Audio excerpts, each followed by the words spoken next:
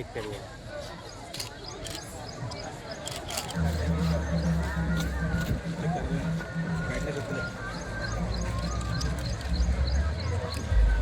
హర్షణ ఇక్కడ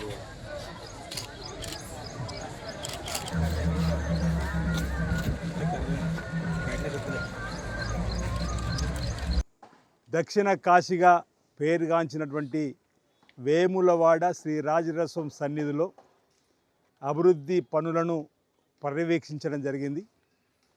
గౌరవ ముఖ్యమంత్రి శ్రీ రేవంత్ రెడ్డి గారి సూచనల మేరకు, వారి ఆలోచన మేరకు, దేవాదాయ శాఖ మంత్రివర్యుల యొక్క ప్రతిపాదనతోటి, జిల్లాకు సంబంధించిన మంత్రులు సహకారంతో ఇక్కడ జరుగుతున్నటువంటి పనుల యొక్క తీరుతెన్నుల్ని ఈరోజు పరిశీలించడం జరిగింది.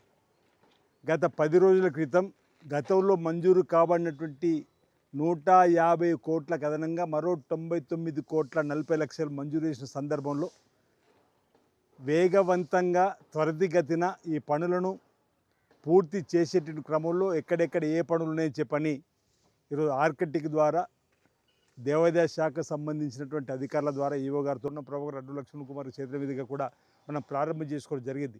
ఒకటి తర్వాత ఒకటి. ముందే మేము చెప్పినాం, వేములవాడ పట్టణము, దేవాలయం రెండు కళ్ళుగా రెండు ప్రాంతాలను అభివృద్ధి చేస్తామని. గుడి ముందు కూడా 47 కోట్ల రూపాయలు నిధులు రావడం, అక్కడ కూడా 80 ఫీట్లతో రోడ్డు శరవేగంగా జరుగుతున్నటువంటి సందర్భం.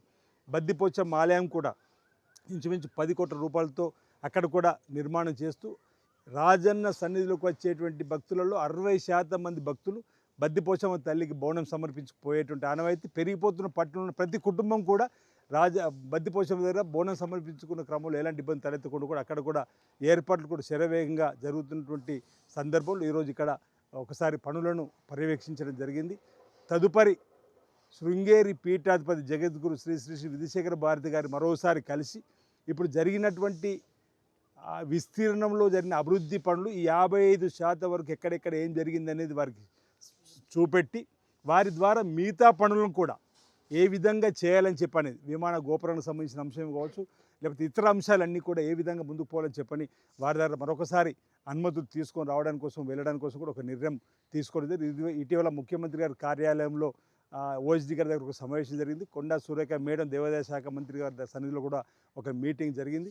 ఇక్కడ అంటే బాసర నుంచి భద్రాచలం వరకు కూడా ఆధ్యాత్మిక వాతావరణాన్ని పెంపొందించే క్రమంలో, ప్రాచీన కాలం నుంచి ఉన్నటువంటి దేవాలయ అభివృద్ధి కోసం నిధులు వెచ్చించే క్రమంలో, రాజన్న ఆలయాని కోసం కూడా ప్రత్యేక దృష్టి పెట్టిన క్రమంలో ఇప్పటి వరకు 60 లక్షలు తక్కువ, అంటే 249 కోట్ల 40 లక్షల రూపాయలు నిధులు విడుదలైన క్రమంలో పనులు శరవేగంగా జరుగుతున్నాయి.